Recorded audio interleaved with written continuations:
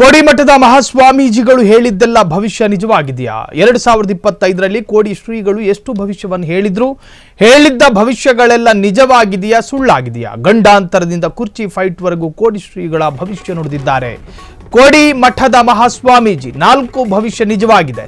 ಅವುಗಳು ಯಾವುದು?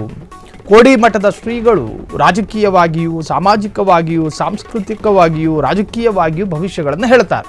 2025ರಲ್ಲಿ ಹಲವು ಭವಿಷ್ಯಗಳನ್ನು ನುಡಿದಿದ್ದ ಕೋಡಿ ಮಠದ ಶ್ರೀಗಳು ದೇಶದ ಉತ್ತರ ಭಾಗದಲ್ಲಿ ಅಶಾಂತಿ ಮತ್ತು ಉದ್ವಿಗ್ನತೆ ಆಗುತ್ತೆ ಅಂತ ಹೇಳಿದರು.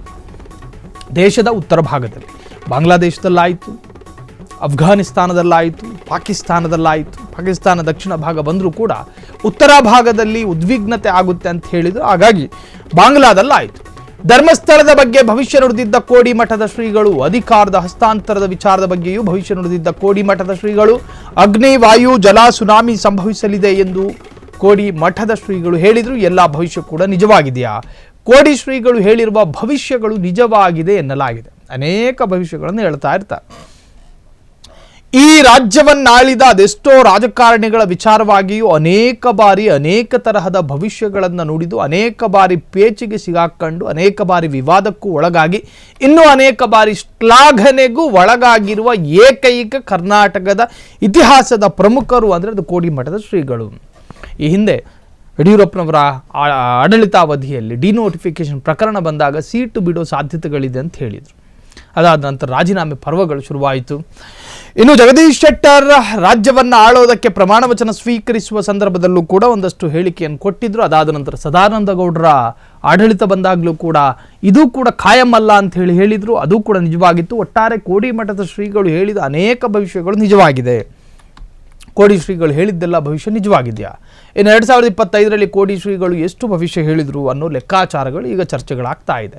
ಹೇಳಿದ್ದ ಭವಿಷ್ಯಗಳೆಲ್ಲ ನಿಜವಾಗಿದೆಯಾ, ಸುಳ್ಳಾಗಿದೆಯಾ? ಗಂಡಾಂತರದಿಂದ ಕುರ್ಚಿ ಫೈಟ್ವರೆಗೂ ಕೋಡಿ ಶ್ರೀಗಳು ಭವಿಷ್ಯ ನುಡಿದಿದ್ರು.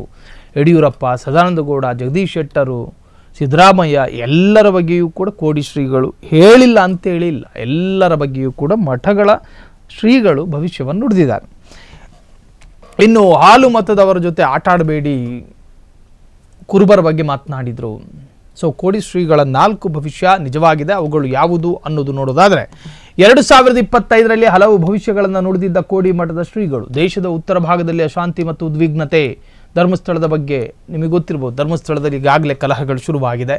ಅಂದರೆ ಸೌಜನ್ಯ ಹೋರಾಟದಿಂದ ಹಿಡಿದು ಅಲ್ಲಿ ನಡೆದಂಥ ಅನೇಕ ಅಸಹಜ ಸಾವಿನ ಬಗ್ಗೆ, ಕ್ಷೇತ್ರವನ್ನು ಏನು ಕಳಂಕ ತರ್ತಿದ್ದಾರೆ ಎನ್ನುವಂಥ ಆರೋಪ, ಜೊತೆಗೆ ಅಲ್ಲೊಂದಷ್ಟು ಚರ್ಚೆಗಳು, ಅಸಹಜ ಸಾವಿಗೆ ಕಾರಣಕರ್ತರು ಯಾರು, ಸೌಜನ್ಯ ಹೆಣ್ಣುಮಗಳನ್ನು ಕೊಂದವರು ಯಾರು ಅಂಥೇಳಿ ಒಂದು ದೊಡ್ಡ ಕ್ಯಾಂಪೇನ್ ನಡೀತಾ ಇದೆ. ಅದು ದೊಡ್ಡ ಸುದೀರ್ಘವಾದಂಥ ವಿಚಾರ. ಧರ್ಮಸ್ಥಳದ ಬಗ್ಗೆಯೂ ಕೂಡ ಇದೇ ಕೋಡಿ ಮಠದ ಶ್ರೀಗಳು ಹೇಳಿದರು. ಅದರಂತೆ ಅಲ್ಲಿಯೂ ಕೂಡ ಒಂದಷ್ಟು ಕಲಹಗಳು ನಡೀತಾ ಇದೆ.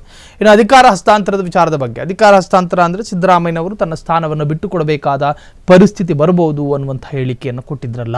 ಸೊ ಈಗ DK ಶಿವಕುಮಾರ್ ಮತ್ತು CM ಸಿದ್ದರಾಮಯ್ಯರ ನಡುವಿನ ನಡೀತಾ ಇರ್ತಕ್ಕಂಥ ರಾಜಕೀಯ ಶೀತಲ ಸಮಯ, ಕೋಲ್ಡ್ ವಾರ್, ಅದರ ಬಗ್ಗೆಯೂ ಕೂಡ ಅವರು ಭವಿಷ್ಯ ಹೇಳಿದರು. ಇನ್ನು ಅಗ್ನಿ, ವಾಯು, ಜಲ, ಸುನಾಮಿ. ಅಗ್ನಿ, ವಾಯು, ಜಲ. ಇನ್ನು ಕರ್ನಾಟಕದಲ್ಲೇ ಕಬ್ಬು ತುಂಬಿದ ಟ್ರ್ಯಾಕ್ಟರಿಗೆ ಬೆಂಕಿಯನ್ನು ಇಡಲಾಯಿತು. ಅಗ್ನಿ ಅವಘಡದ ಬಗ್ಗೆ ಇದೇ ಕೋಡಿ ಶ್ರೀಗಳು ಹೇಳಿದರು. ಇನ್ನು ವಾಯು, ಈ ಹಿಂದೆ ಶ್ರೀಲಂಕಾದಲ್ಲಿ, ಥಾಯ್ಲ್ಯಾಂಡ್ನಲ್ಲಿ ಒಂದು ಚಂಡಮಾರುತ ಇದ್ದಿತ್ತು. ಆ ಚಂಡಮಾರುತ ಭಾರತಕ್ಕೂ ಕೂಡ ಎಫೆಕ್ಟ್ ಆಗಿತ್ತು. ಇನ್ನು ಬಂಗಾಳ ಕೊಲ್ಲಿಯಲ್ಲಿ ವಾಯುಭಾರ ಕುಸಿತ, ಇವೆಲ್ಲವೂ ಕೂಡ ಆಗಿತ್ತು. ಇನ್ನು ಜಲ, ಸುನಾಮಿ ಈಗಾಗಲೇ ಶ್ರೀಲಂಕಾದಲ್ಲಿ, ಥಾಯ್ಲ್ಯಾಂಡ್ನಲ್ಲಿ ಎಲ್ಲವೂ ಕೂಡ ಸಂಭವಿಸಿರುವಂತಹದ್ದು. ಕೋಡಿ ಮಠದ ಶ್ರೀಗಳು ಎಲ್ಲ ಭವಿಷ್ಯವೂ ಕೂಡ ನಿಜವಾಗಿದೆ. ಕೋಡಿ ಶ್ರೀಗಳು ಹೇಳಿರುವ ಭವಿಷ್ಯಗಳು ನಿಜವಾಗಿದೆ ಎನ್ನಲಾಗಿದೆ. ಕ್ಷಣ ಕ್ಷಣದ ಸುದ್ದಿಗಳಿಗಾಗಿ ಫ್ರೀಡಂ ಟಿವಿ ಸಬ್ಸ್ಕ್ರೈಬ್ ಮಾಡಿ, ಲೈಕ್ ಮಾಡಿ ಹಾಗೂ ಫಾಲೋ ಮಾಡಿ. ಹೊಸ ಸುದ್ದಿಗಳ ನೋಟಿಫಿಕೇಶನ್ಗಾಗಿ ಬೆಲ್ ಐಕಾನ್ ಮೇಲೆ ಕ್ಲಿಕ್ ಮಾಡಿ.